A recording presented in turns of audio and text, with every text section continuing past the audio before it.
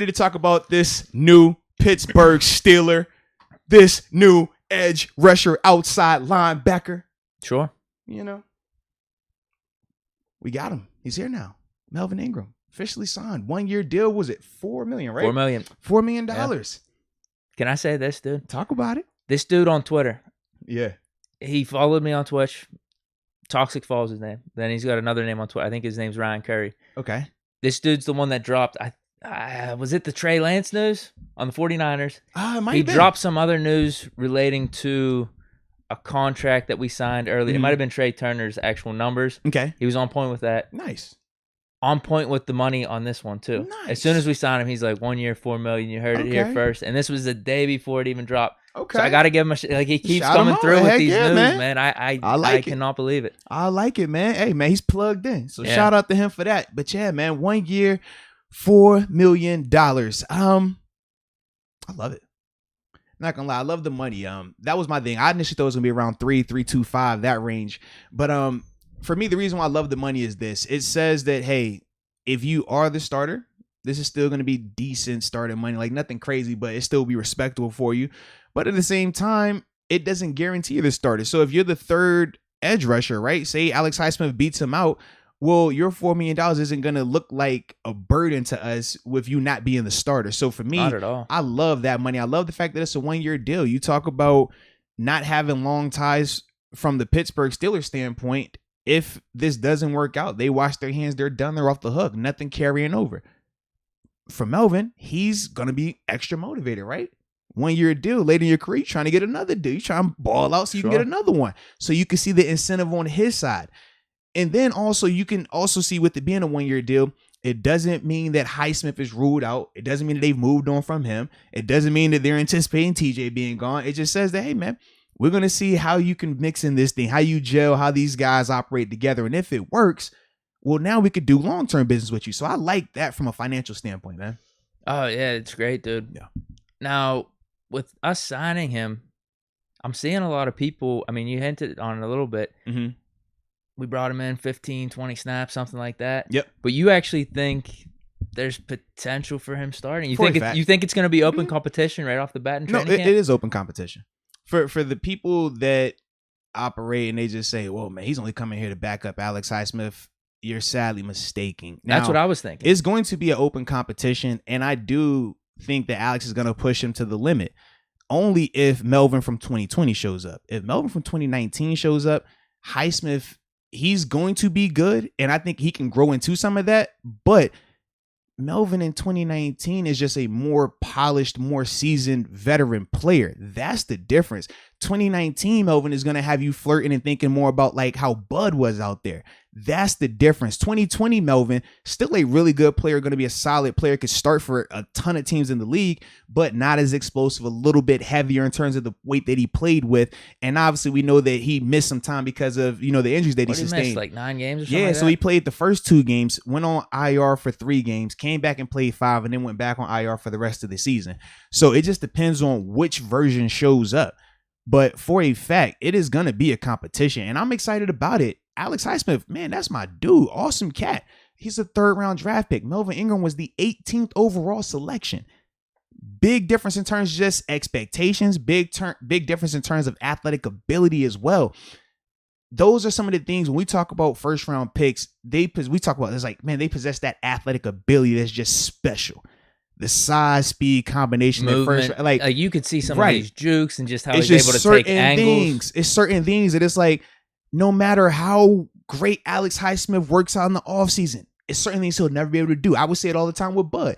Tell Bud, bro, it don't matter how hard I work out, bro. I will never be able to bend and move the way that you move. That's why you were a 1st round pick. That's why I was a 6th round pick. It's just certain things that Melvin is capable of doing.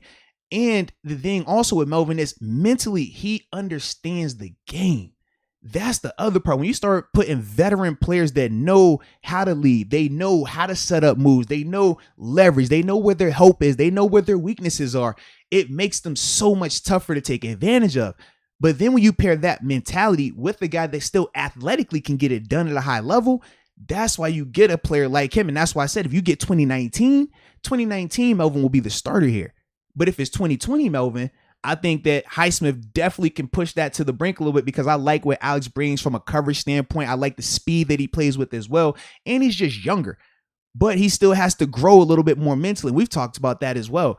So that's like my big thing in terms of this competition, no competition, because I saw that as well. I was like, y'all are crazy. The $4 million lets you know right now, he's in contention to start. So you think if it was like $1 or $2 million, $1 or $2 million or vet minimum, you're not worried about it. You're rolling with Alex. Alex, your starter. $4 million is the sweet spot for a veteran. It says, hey, I don't think that you're a 10 sack guy just yet, because if you're a 10 sack guy, your money would be closer to the 9, 10 because he's older coming off injury. But when you give him 4, you think about Ryan Kerrigan. Ryan Kerrigan signed for 3.5, I think it was, right? Yeah. So like in that range, right? So you're just looking at these different numbers and you're like, so you get 4 right here. All right. Huh.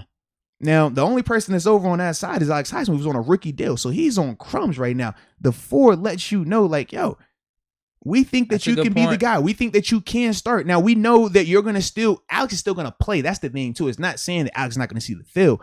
But the $4 million definitely says, hey, we respect you enough that you're going to get an opportunity to start. You're going to get that opportunity. Now, whoever wins it in camp, that's one thing. But for a fact, you're going to get the opportunity. Wow. What do you think of the reports that we were looking at Justin Houston first? No, I think that's accurate. But this is the thing. So first, we got time today. We got time today. So when we talk Justin Houston, right? Justin Houston just started 16 games last year. Justin Houston he's been a starter his whole career. He feels like he should still be the guy, right? We even talked about him a little bit last year. And I was saying that I don't think that, as he's continuing to age, that he necessarily should be a 16, 17 game starter still, but he's still being able to put it out there, right? 8 sacks last year. I think he had 11 the year prior. So he's still playing at a high level, even though he's slowing down just a little bit. So imagine if you're Pittsburgh and you're saying, hey, we want you to come in here and compete for the starting spot. Justin's not trying to compete for that. Justin's like, bro, I'm that guy. I had 8 sacks this year, 11 sacks the year before that. We go back to my Kansas City days. I was a dog there. I'm not here to split reps. I'm not here to compete with anyone. $4 million, I'm cool. Melvin, coming off of an injury, coming off of a down year, right? First time in how many years he didn't have a single sack. Now, he still had pressures and QB hits, just giving you context on that. But he didn't have a sack, right? So for him, he's like, bro, I just need to get somewhere. I need to get into a good fit. What better fit? Okay, when I was out in LA/San Diego, I had Bosa, right? Yep. I had Joey. Well, shoot, who's better than Joey? TJ. Now, not just TJ. I got Cam into it, and that makes me just the 4th wheel. Or I'm going to come in and be the 3rd rusher, situational stuff. I'm still going to get 30, 40 reps. I was going to say maybe 40, 50% of the snaps. Absolutely. So if you're Melvin, you're like, bro, that's perfect. That's going to get me back where I need to be. I'm not going to be asked to be the guy day one if I don't have to, right? If I'm not ready, depending on the injuries that he's coming back from, right? If he's not 100% there, or if he's, picking up the playbook and it's taking a little bit of time, he doesn't have to feel forced because you have Alex. But whenever he gets up to speed, he knows, man, I'm gifted. I know I can get after the quarterback. When I'm healthy, I can get after the guy. And the tape shows it. So for him, it made more sense. And that's why I thought that it made perfect sense that if you're talking about a guy like Justin Houston, why he would say no to this, but why a guy like Melvin would say yes. Because at the different timetables of, one guy coming off healthy, productive season, one guy coming off of an injured down season, no sacks. Yeah. That's why you get that type of decision like that, man. Okay. Yeah. Now, what do you think? I was seeing some highlights. What do you think of him potentially playing some inside a little bit? He did a little bit of a rover on occasion with the Chargers. It looked like in goal line situations, but could he, at spots, him and Devin Bush in the middle, maybe Alex Highsmith? No, so that's what they do. So think about how we do our rover package, right? We have 3 down D linemen. Typically, I think Debo has done it before here. Bud did it a couple times. I remember seeing Bud, did it. TJ did it. Melvin, he does that exact same thing. That's what that is. So literally with Melvin, man, you're getting a guy that can play legit right outside linebacker, left outside linebacker. He can rove. He can do the rover position where he's the 3rd rusher, lines up at middle linebacker with Devin Bush, and we're using him in different rush games, or sometimes he'll have to drop in coverage. He's also lined up as a D lineman in rush. This guy from a... Like we could have Highsmith, Ingram, to Cam on the line. You call it like a NASCAR lineup, right? Like we've seen certain teams, like the Giants, they used to do it where they would put out, it was like Osi Umenyiora, Strahan, Justin Tuck, and somebody else. It was Jason Pierre-Paul. They would call like their little NASCAR like rush group or whatever. Just strictly, we trying to rush the passer right here. You can do those similar things with Melvin. Could you even do 3 just where it's Ingram, you have the 2 at like Cam? you literally Take Cam out for Alualu, whatever it is. You see what I mean? Like the flexibility. You have a ton of flexibility with that, man. So that's why this signing I just love, because it doesn't lock you in. Like certain players, right? They only play right side. Certain players only play left side.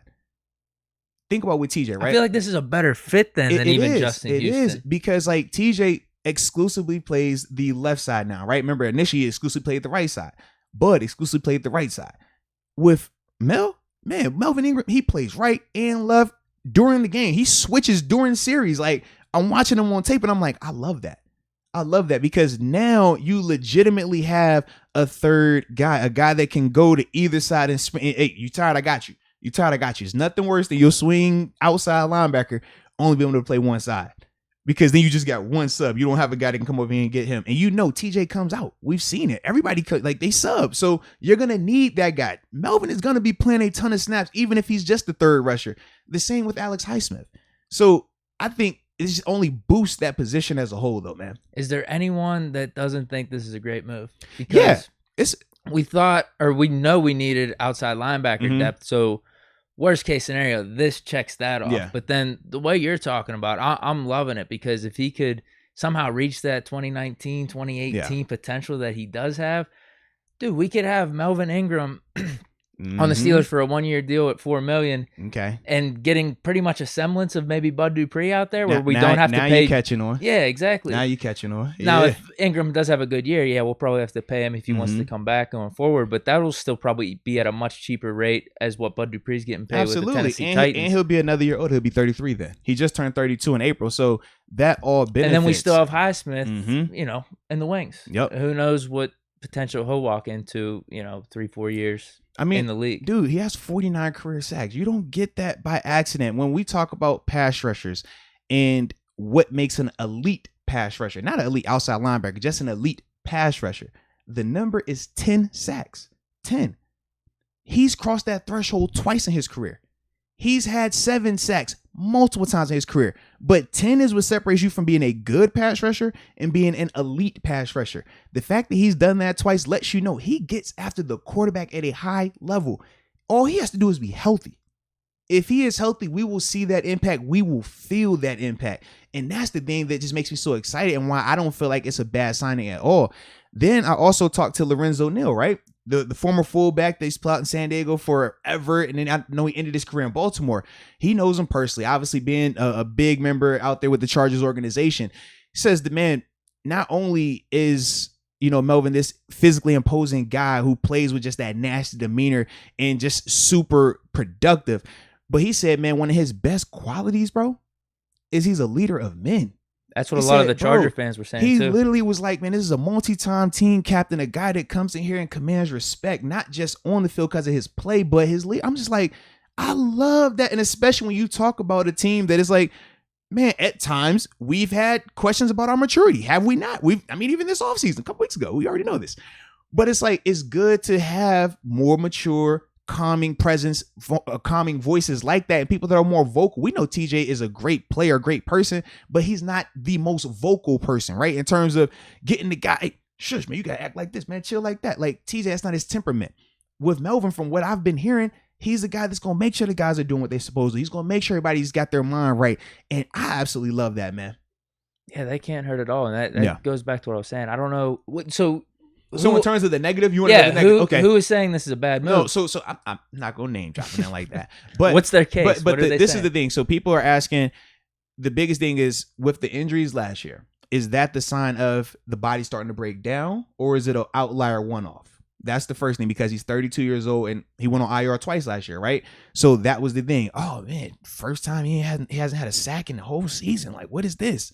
You know what I mean? Oh man, he only played 7 games. Oh, what is this? Is he getting old? Has Father Time caught up with him? So that's what people tried to say initially. Then I heard people try to get on a little bit just about, at times, this is not as a whole, but I know I've seen this on film too.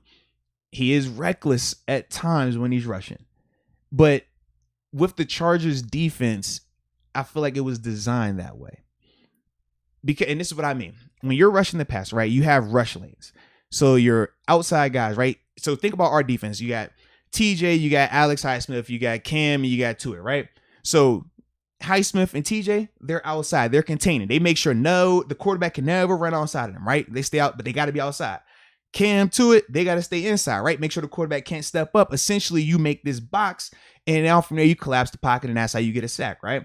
Or at least you make the quarterback have to throw out of a tight window. Now, when you have an outside guy that goes inside, now you don't have a contain, right? If you have an inside guy that goes outside, you got two guys outside, nobody inside, no contain. So those type of things happen, and it can hurt you in terms of a quarterback runs, right? So when you watch the Chargers play, at times, Melvin and Joey, they get really overzealous in terms of inside rush moves. And they don't do it like how we do it in Pittsburgh, where we communicate with our D lineman, hey, I'm going inside. That means you need to cover me. Be ready to be outside. They don't look like they do it like that. They look like they just are rushing, and if it's open, they're just going to take it. It works well at times, but it kills them at times. The Chiefs game that they played in, Justin Herbert's first game, right? It was the second game of the season. When they go down in overtime, the Chiefs, Buckner hits the 58-yard field goal?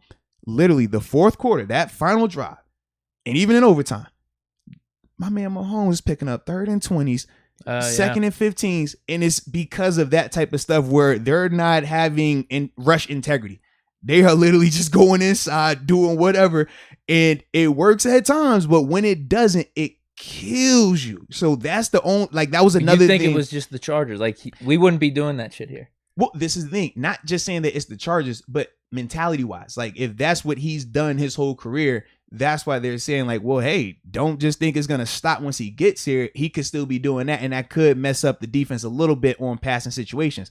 You only complain about it when it doesn't work. It's kind of like a fast break dunk. Oh, if you make the layup, we're not tripping, right? But it's kind of boring. Now, if you slam that thing 360, we're going to go crazy. But if you miss that dunk, now I got an issue with you. So that's the vibe with it. It's like, you can go inside. Shoot, I go inside. I love an inside rush. It's the quickest way to the quarterback. But you got to make sure that you're winning. You got to make sure you win. And you got to make sure that at least you got somebody that's going to be covering you. So that's the other negative that people were talking about with it, man. Either way, with both of those two things you brought up, the baseline that we just need outside, outside linebacker depth. And then on top of that, he's a great character guy, locker room guy, leader. That's the baseline. Even if he doesn't live up to the 2019 version of himself, that's still something the Steelers need right now. Everything else is house money. So I just don't see any downside to this move at all. Super low risk, super high reward, man. I love this pick. I love this move right here, man. Yeah, definitely. Yeah.